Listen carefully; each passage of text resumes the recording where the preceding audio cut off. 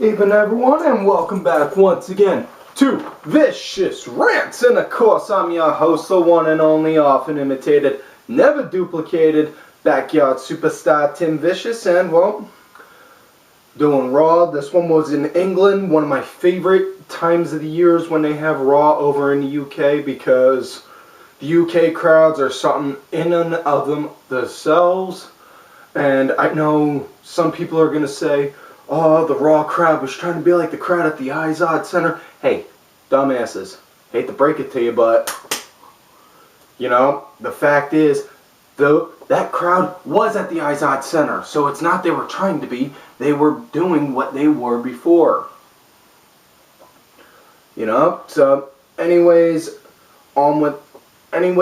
also want to just get out there real quick. Today's the 8-year anniversary of since Eddie Guerrero died. Really miss him. He was a hell of a wrestler, talented athlete, great inspiration for me. Love and miss you, Eddie. Big time. On with the show. Raw started out, first match of the night, it was Randy versus Cody and Goldust in a handicap match. And that match came to be because Maddox and Kane were arguing back and forth. Or Maddox, Kane, and then Randy were arguing, saying, who's in charge? And then Vicky stepped in, which wound up making Maddox, Kane, and Vicky wind up being like Larry, Moe, and Curly from the Three Stooges. And Vicky wound up saying, let's make a handicap match with Randy versus Cody and Goldust. It was a good match. It was a lot of nice moves. Cody hit his high spots. Goldie hit his. It wound up ending in a count out. Randy just had that look on him like, you know what? Fuck this. This ain't worth my time. And then he started walking away. And just as he was walking up the ramp, boom, Big Show's music hits, and he's like, and next thing you know, Show starts going to town on him, rips the table apart, gets the stairs, and then choke slams him right through the table. In which case, I'm not even gonna try to criticize on that, because I've been choke slammed through tables, and I know for a fact that hurts, even if that table is meant to break apart and then get put back together with no problem. Still, that kind of impact hurts, because it's your body hitting wood, hitting concrete right after. So, yeah, that hurt. Anyways, next match of the night, it was Primo and Epico, Los Matadors versus the Job Squad. 3MB. I'm sorry, I keep on getting messed up with the names. The Union Jacks, which kind of confuses me, because more so about what McIntyre, because, and I'm not saying this part as a knock or an insult, so I don't want anyone thinking that, but since McIntyre's Scottish, why is he saying that he's one of the Union Jacks when that's for British? Does anyone else see where I'm going with this? I'm just saying, and for the love of God, I really miss seeing McIntyre being the chosen one. Anyways, it was actually Primo and Epico and Santino versus them. Not even gonna lie, that was a bathroom break match. I came back and saw Santino. He had bull horns on, and he did the Cobra with the bull horn, and I was just like, what the fuck? I understand you gotta entertain the little kids, because that's your target demographic. But yeah, it's just which is saying something, because Santino, he's a good wrestler. I'm just not a fan of his comedy gimmick. I'm not a fan of comedy gimmicks in general. Comedy stories are one thing, comedy gimmicks are another. Anyways, next matchup they had, it was Sandow versus Kofi. Yeah, Sandow, he's been showing that ever since he cashed in on Cena and lost, he's been hitting a lot harder lately. And not only that, also been noticing he's not coming down wearing the robe and holding the mic like a wine glass, like that. And he's showing a lot more aggressive style wrestling. No, that comes with the territory when you're trained by Killer Kowalski.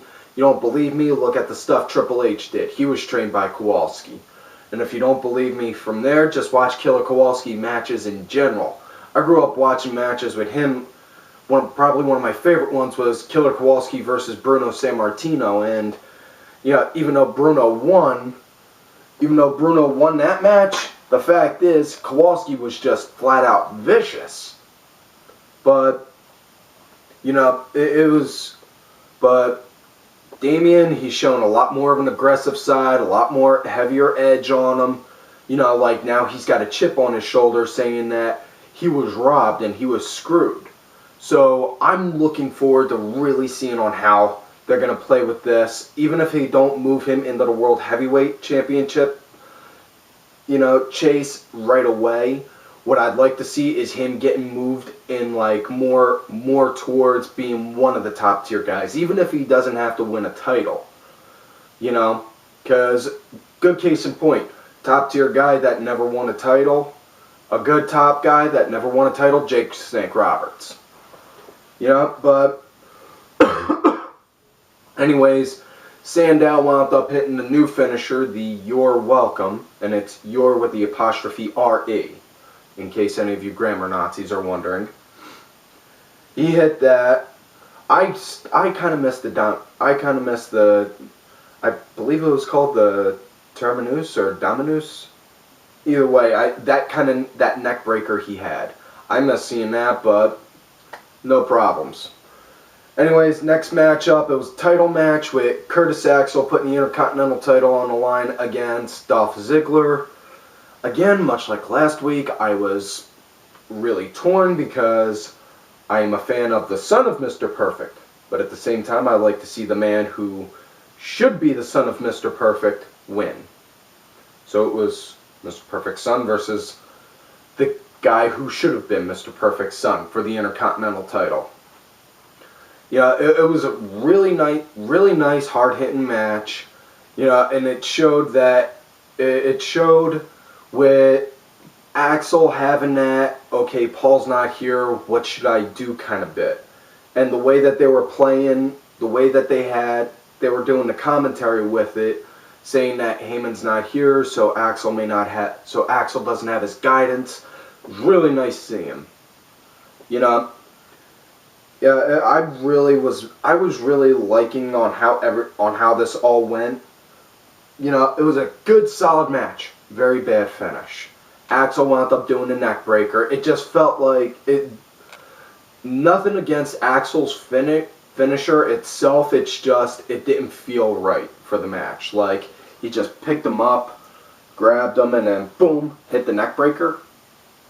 I mean, it just didn't feel right to me.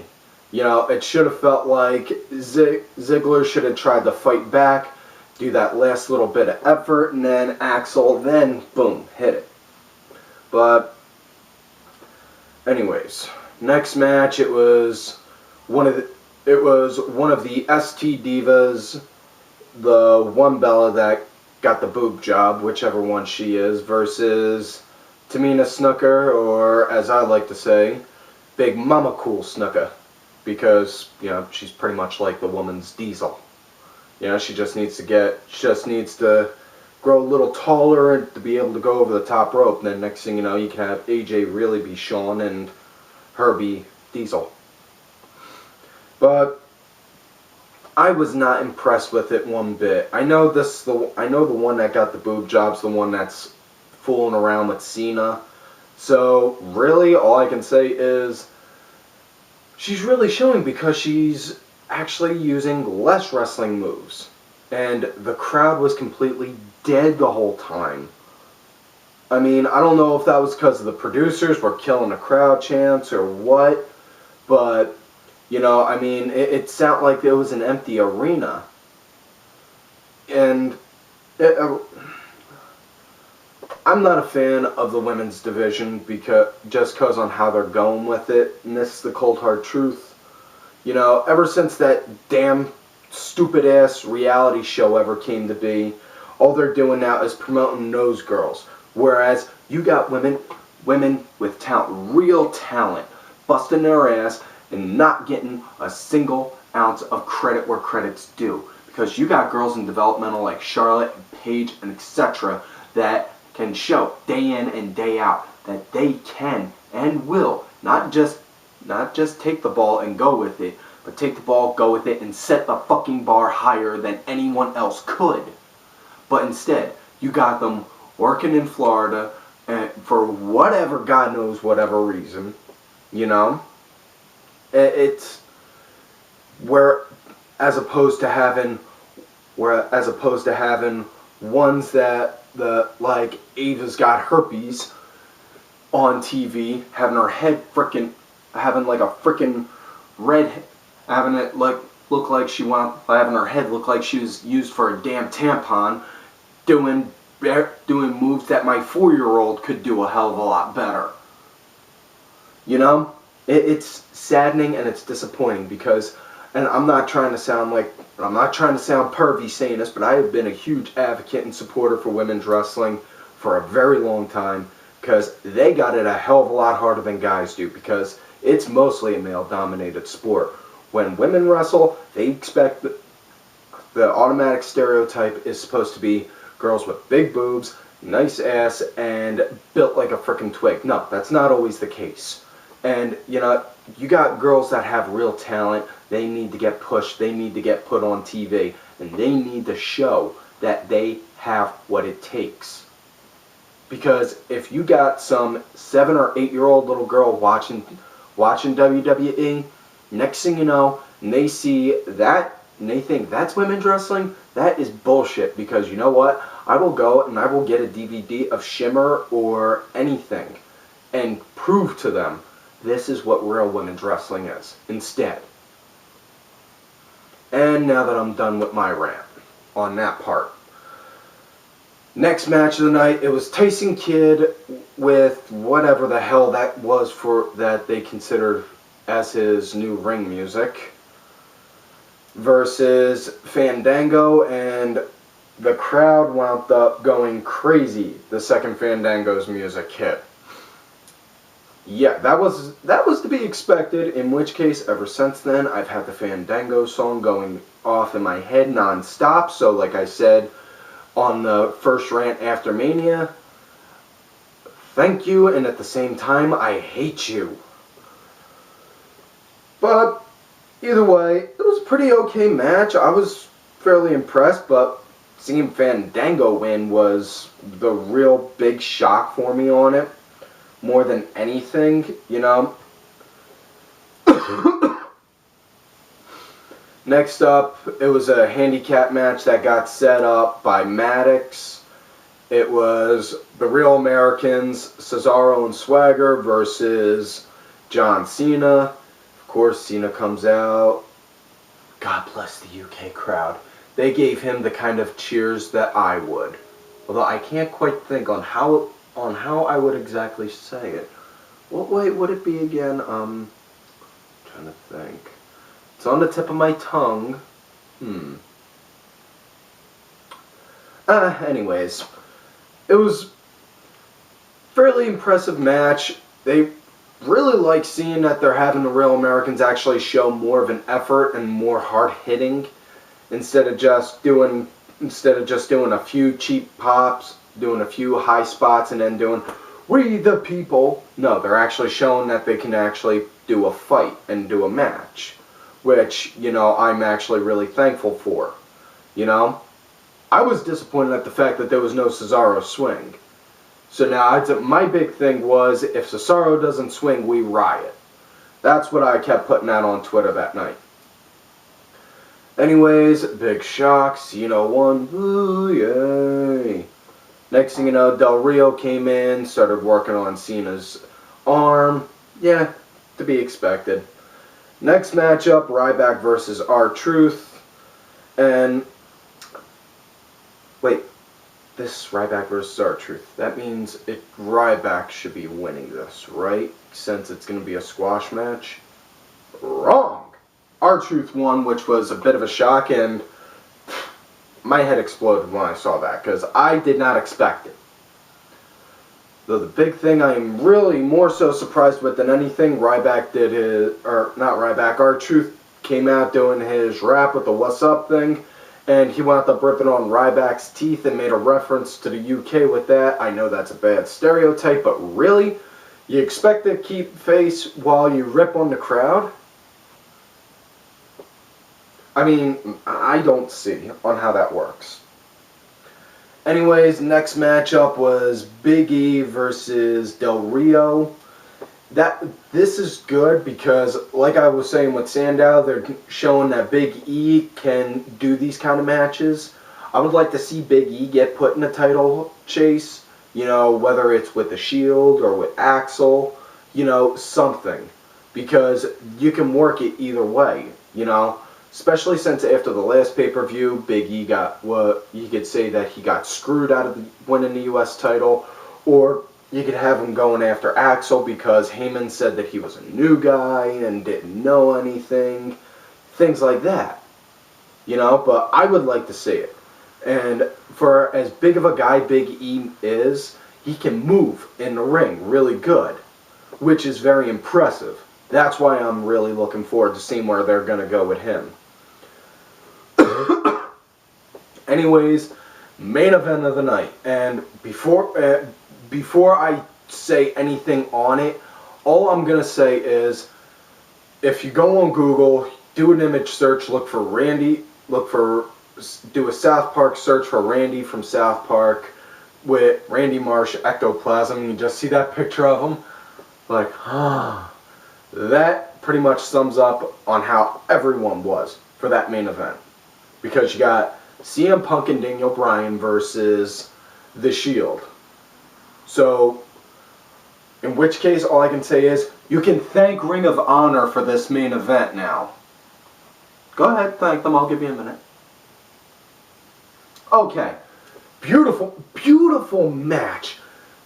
Action, good, it was good, nice, fast-paced action, it was so smooth, everything just clicked and went really good. And then, just as Punk and Bryan were about to get the win, boom, Wyatt's music hits. Next thing you know, you